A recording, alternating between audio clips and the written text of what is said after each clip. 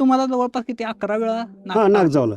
ते कसं त्यातनं कसं तुम्ही सर्वाइव्ह झालाय त्यातनं कसं वाचलाय त्यातनं म्हणजे ते सापां कसं म्हणजे साप चावायला तुम्ही म्हणजे नेमकं करत काय होता की एवढा वेळ नाक चावावं तुम्हाला एक 6 बाय 6चं केबिन तयार केलं होतं जाळी. हां आणि कोल्हापूरला एक आनंद बल म्हणून एक पुण्याचा एक मुलगा आला होता सापांच्या सहवासात राहायला. हां त्यानं 45 दिवस पुण्याच्या त्या आनंद बलनं 45 दिवस त्या सापांच्या सहवासात राहिला होता. हां तो हां मी ते बघितलं होतं तेवढंच एक डोक्यात फॅट घेतलं आपण पण साप धरतोय आपण पण असं का करायचं नाही. हां हां आणि सापाच्या त्यानं सहवासात त्यानं राहायचं. अक्षरशः लाखोनं पैसे आपल्या कोल्हापुरात नेलं. हां, हां, मग आम्ही का करू शकत नाही. चला आपण पण एक नाही दिवस असं करत जायचं नाही आपण एक दिवस कोल्हापुरात आपण कार्यक्रम करायचा. हां.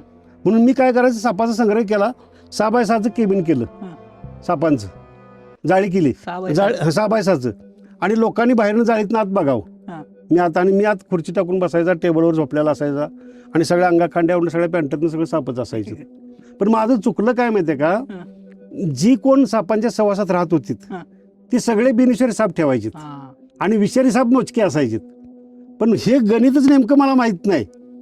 आणि मी काय करायचं 40 नाग 40 घोणस आई गं. असे साप आत ठेवायचे आणि सापांच्या आत बसायचं आणि ते चावाचं चालू झाली दुसऱ्या तिसऱ्या दिवशी साप चावायचं. हां. अक्कलच नाही ना त्यातली काय ते आता सांगायला भीती वाटते. हां.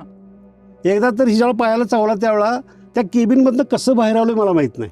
डॉक्टर बाहेर आहेत अँटीजनेकोनिम इंजेक्शन आहे सगळी तयारी आहे तरी पण केबिनमधनं कसा बाहेर आलो मला माहीत नाही. म्हणजे काय होतं ते तुम्हाला त्रास लगेच डोळ्यापुढे असं चांदण्या दिसायला लागले आणि ह्या शिराच डायरेक्ट शिरतच गेलं हम्म. बाईट हम्म.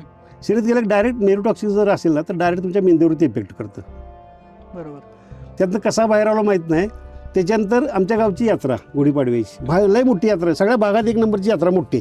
गावाची हां मग पोरल्याची. पोरल्याची यात्रा गुढीपाडव्याची पहिल्या दिवशी आम्हाला 15,000 रुपये झालं 50 पैसे तिकीट म्हणजे 30,000 लोक बघून गेलीत.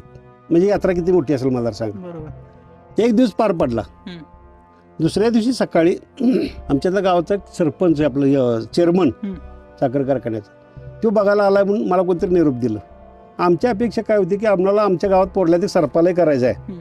आणि साखर कारखान्याचे चेअरमन बघायला आला म्हणजे ह्याला जरासं व्यवस्थित दाखवलं तर आम्हाला काहीतरी 4 पैसे दिले आणि आपल्याला सर्पसंग्रह करायला एखादी बिल्डिंग तो आम्हाला काही मदत करेल. हम्म. म्हणून समोर एक मुलगा होता त्याला म्हणलं अरे वसंत ते ग्लास घे त्या ग्लासमध्ये चेअरमनला जरा विष काढून दाखवूया हम्म. आणि सगळी पब्लिक बंद करा. सगळं पब्लिक बंद केलं आणि मी मागे फिरून वसंतला सांगताना बरोबर एका नागाच्या समोर माझा पाय हल्ला. हां. पॅन्टाच्या बेल बॉटम पॅन्टा पूर्वीच्या बरोबर पॅन्टाच्या 2 नाग बसलेत की आणि जो खाली पाय हल्ला त्याच्या समोर त्याचं डोकं होतं. हम्म. पाय हल्ल्याबरोबर त्यानं धरलं लगेच कॅच केला माझा पाय. हम्म. त्या ज्या क्षणाला चावलं त्या क्षणाला डोळ्यापुढं अंधार. बाहेर गेलो तर जाहिराती छापल्या होत्या सापांच्या सहवासात असं करणार तसं करणार म्हणून. त्या जाहिरातीत त्या डॉक्टरचं नाव होतं काही संघ असणारी 4-2 लोकांची नावं होती. ती सगळी घाबरलीत. हम्म. अरे आता मरणार आता मेलं तर आमच्यावर येणार. बाहेर डॉक्टरांनी सांगायला लागलो काय काय करायचं तर त्या डॉक्टरांचा हात थरथर कापायला लागलं. डॉक्टरांच्या हातात चाकू मी घेतला हम्म. आणि ही पायावर मारून घेतलाय. पायावर असं पायाला जी आत्ताची जखम दाखवली आहे ते मगाशी. चाकू मारलाय तो तुम्ही- चाकू मारून जेवढं पिळून काढता येईल तेवढं ते विष पिळून काढले हम्म. आणि मग दवाखान्यात नेलं. दवाखान्यात नेता कसं तरी केरलीच्या आसपास गेलो हम्म. आणि कोमात गेलो. मग काय आमच्याकडे तर आमच्या गावची दुसऱ्या दिवशी यात्रा शिळी यात्रा गुढीपाडवा शिळ्या यात्रे दिवशीच हे सगळा प्रकार झाला. आमच्या घरात तरी पाहुणे पण येणार होते. मटणाचं जेवण होतं. घरातल्याने काय सगळं मटण उचलून गाडी नेऊन टाकलं. हम्म. सगळ्या गावात नापा उठली दिनकर चौल्याचं प्रेत थोडा वेळात येते संपला म्हणून हम्म. गेला.